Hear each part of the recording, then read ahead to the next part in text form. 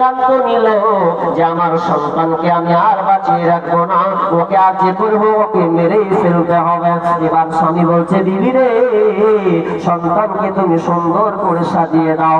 সন্তানকে সুন্দর করে সাজিয়ে দেওয়ার পর যখন কোনো প্রান্তরে যখন মেয়েকে নিয়ে যাচ্ছে, নির্জন নিরিবিলি একটা জায়গা, কোনো মানুষ নাই, হাহাকার ফাঁকা জায়গা, ময়দান, মরু প্রান্তর।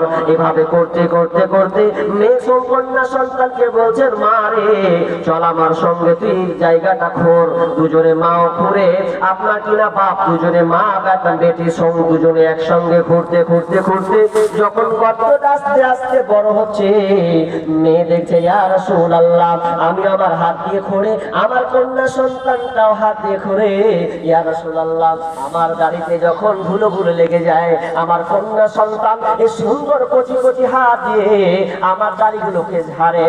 আর আমি যখন গর্তটাকে খুব বড় করে দিলাম, বড় করে দেওয়ার পর এক পর্যায়ে আমার মেয়েকে বললাম, ও আমার কন্যা সন্তান, তুমি নিচের দিকে তাকাও। যখনই সঙ্গে সঙ্গে তাকাও, আমি মেয়েটাকে ধাক্কা দিয়ে আমি নিচের দিকে ফেলে দিলাম। আমার একটু বয়ে দিলে মায়া হলো না, আমি আমার কন্যা সন্তানকে নিচে ফেলে দিলাম। বর্ণনা করছেন আল্লাহর নবীও কান্না করছেন। এমন সময় কন্যা সন্তানকে যখন নিচে ফেলে দেওয়া, এবার মেয়ে জানতে পেরেছে, আব্বা আমি তোমার ঘরে কন্যা সন্তান হয়ে জন্ম নিয়েছি বলে একটা আমার অপরাধ। আব্বা আমি জানি, ভাবতে পারিনি তুমি আমাকে গর্তে ফেলে আমাকে মেরে ফেলবে।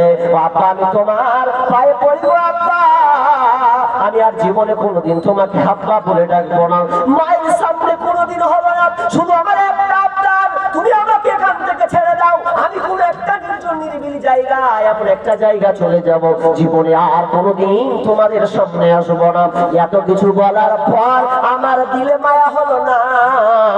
আমি একটা সাইডে একটা কোন একটা পাথর পেলাম, ওই পাথরটাকে নিয়ে আমি মেয়ের মাথায় এমন জোরে একটা ছিটকে মারলাম, মাথায় মারলাম, রক্তটা চারদিকে ছিটকে উড়ে গেল। ডাকটা ছিল আব্বা, শেষ বাক্য ছিল আব্বা।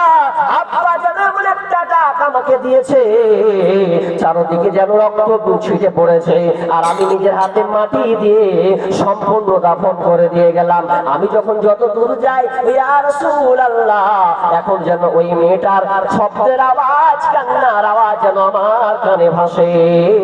বিশ্বনবী কান্নারত এমন সময় বললেন, সাহাবী রে, তুমি এত বড় অপরাধ করেছো সাহাবী, তবে তুমি শুনে নাও, তোমাকে এই মুহূর্তে কি করতে হবে, 8টা উট তুমি আজাদ করো, 8টা উট তুমি কুরবানি করো। এই মেয়েদের তরফ থেকে 8টা উট তোমাকে কুরবানি করতে হবে।